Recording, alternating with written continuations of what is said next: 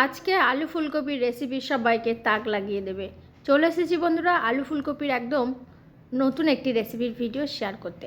নমস্কার বন্ধুরা, welcome to Jhunam cook. Jhunam কুকে আপনাদের সবাইকে স্বাগত জানাই। আজ আমি আপনাদের সাথে শেয়ার করব আলু ফুলকপির রেসিপি। আলু ফুলকপির রেসিপি তো আপনারা অনেকে অনেক রকমভাবে বানিয়ে খেয়েছেন। এইভাবে বানিয়ে খেয়েছেন কখনো? পুরো রেসিপির ভিডিওটা দেখার জন্য অনুরোধ রইল। আশা করছি বন্ধুরা ভালো লাগবে। এদিকে আমি প্রথমে গ্যাসের চুলা অন করে কড়াই বসিয়ে দিয়েছি, তারপর আমি দিয়ে দিলাম জল। এখানে নিয়েছি ফুলকপি, একটা মাঝারি সাইজের গোটা ফুলকপি আমি এইভাবে কেটে নিয়েছি, একটু ডুমু ডুমু করেই রেখেছি। ফুলকপিটাকে কিছুক্ষণ ভাপিয়ে নেব, একদম হালকা করে ভাপিয়ে নেব, তারপর আমি জল জড়িয়ে নেব। নতুন বন্ধু যারা আছেন এখন ওই ছোট্ট চ্যানেলটিকে সাবস্ক্রাইব না করে থাকলে অবশ্যই সাবস্ক্রাইব করে পাশে থাকবেন বন্ধুরা। আর আজকে শেয়ার করা রেসিপির ভিডিওটা দেখার পর ভালো লাগলে অবশ্যই একটা লাইক কমেন্ট শেয়ার করবেন। ফুলকপিগুলো জল ঝরিয়ে নিয়েছি, আবারও ওই কড়াইটা বসিয়ে দিয়েছি বন্ধুরা। তারপর কড়াইয়ের মধ্যে দিয়ে দিচ্ছি তেল।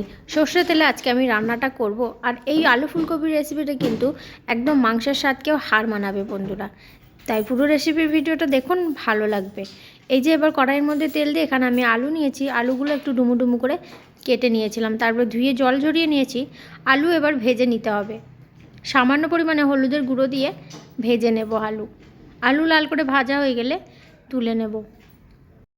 আজকে আলু ফুলকপি রেসিপিটা একটু অন্যরকম করে বানাবো বন্ধুরা। এবার দেখুন আলু ভাজা হয়ে গেছে, আলু ঠিক এরকমভাবেই ভেজে নিয়েছি, একটু লাল করে ভেজে তারপরে তেল ঝরিয়ে তুলে নিতে হবে।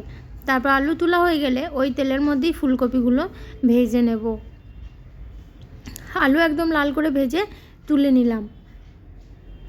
এবার ফুলকপিগুলো দিয়ে একইভাবে লাল করে ভেজে নিতে হবে। ফুলকপিগুলোকে কিন্তু ভালো করে আমি জল ঝরিয়ে নিয়েছি, তারপরে দিয়ে দিচ্ছি, না হলে ফুলকপি ভাজা ভালো হবে না। তাই ভালো করে জলটা ঝরিয়ে নিয়ে ফুলকপিগুলো ভেজে নেব। একইভাবেই হলুদ দিয়ে ফুলকপি লাল করে ভেজে নেব। তারপর ফুলকপি ভাজা হয়ে গেলে তুলে নেব। যেসব বন্ধুরা এই ছোট চ্যানেলটিকে সাবস্ক্রাইব করে পাশে আছেন তাদেরকে অসংখ্য ধন্যবাদ জানাই বন্ধুরা। এইভাবেই পাশে থাকবেন, একটু সাপোর্ট করবেন, যাতে আমি ওই ছোট চ্যানেলটিকে নিয়ে এগিয়ে যেতে পারি। আপনাদের সাপোর্ট এবং ভালোবাসা ছাড়া কখনোই সম্ভব হবে না। এবার যে ফুলকপিগুলো ভেজে নিয়েছি একদম লাল করেই ফুলকপি ভাজতে হবে। একই থালার মধ্যেই আলু ফুলকপি আমি ভেজে তুলে নিচ্ছি। আলু ফুলকপি একদম ভেজে তুলে নিয়েছি। এবার ওই তেলের মধ্যেই ফোড়ন দিচ্ছি গোটা গরম মশলা এবং তেজপাতা, তার সাথে দিয়ে দিলাম 1 চামচ মতন গোটা জিরে। ফোড়নটা একটু ভেজে নেব। ফোড়ন ভাজা হয়ে গেলে দিয়ে দেব পেঁয়াজ কুচি। এখানে বড় সাইজের পেঁয়াজ আমি লম্বা করে কুচি করে নিয়েছি, দিয়ে দিচ্ছি। তারপর পেঁয়াজ কুচিটা একটু গোল্ডেন ব্রাউন করে ভালো করে ভেজে নেব। আর এই রেসিপির স্বাদ এবং সুগন্ধ কিন্তু দুটোই আলাদা হবে এইভাবে আলু ফুলকপি বানালে। এবার পেঁয়াজ ভাজা হয়ে গেছে বন্ধুরা, এখানে দিয়ে দিলাম 1 চামচ মতো চিনি দিলে সুন্দর একটা কালার আসবে। চিনি দিয়ে আবারও আমি পেঁয়াজ ভেজে নিলাম। এবার দেখুন দিয়ে দিলাম টমেটো দিয়ে আবারও কিছুক্ষণ ভেজে নেব, যাতে টমেটোটা একটু ভাজা ভাজা হয়ে যায়। তারপর আমি বাটা মশলা দিয়ে দেব। এখানে আমি নিয়েছি আদা রসুন পেঁয়াজ একসাথে বেটে নিয়েছি। একটা ছোট সাইজের পেঁয়াজ, 5 থেকে 6 কোয়া রসুন এবং আদা নিয়েছি, একসাথে মশলাটা বেটে নিয়েছি, দিয়ে দিলাম। এবার 2-3 মিনিট মতন কষিয়ে নেওয়ার পর একে একে গুঁড়ো মশলা দিয়ে দেব। যখন আদা রসুনের কাঁচা গন্ধ চলে যাবে, এবার জিরের গুঁড়ো, ধনিয়ার গুঁড়ো, লঙ্কার গুঁড়ো এবং হলুদ, আর তার সাথে স্বাদ অনুযায়ী বা পরিমাণ মতন লবণ দিয়ে দেব। এবার মশলাটাকে বন্ধুরা খুব ভালো করে কষিয়ে নিতে হবে। একটু সময় নিয়ে মশলাটা কষিয়ে নিলে কিন্তু তরকারির স্বাদ এবং সুগন্ধ দুটোই ভালো হবে। এই যে এরকমভাবে প্রায় 4-5 মিনিট মতন মশলা কিন্তু আমি কষিয়ে নেব। আর সামান্য পরিমাণে কাশ্মীরি রেড চিলি পাউডার দিয়ে দিলাম, যাতে তরকারিটা সুন্দর একটা কালার আসে, সেই জন্য। এবার ঢাকনা চাপা দিয়ে তেল ছাড়া অবধি কষিয়ে নেব। কিছুক্ষণ পর আমি ঢাকনা খুলে নিলাম। এই যে মশলা থেকে কিন্তু কাঁচা গন্ধ একদমই চলে গেছে। ঢাকনা খুলে আবারও ভালো করে কষে নিচ্ছি। তারপর আমি দিয়ে দেবো ভেজে রাখা আলু। প্রথমে আলুটা দিয়ে কিছুক্ষণ কষে নেব, তারপর ফুলকপি দিয়ে দেব।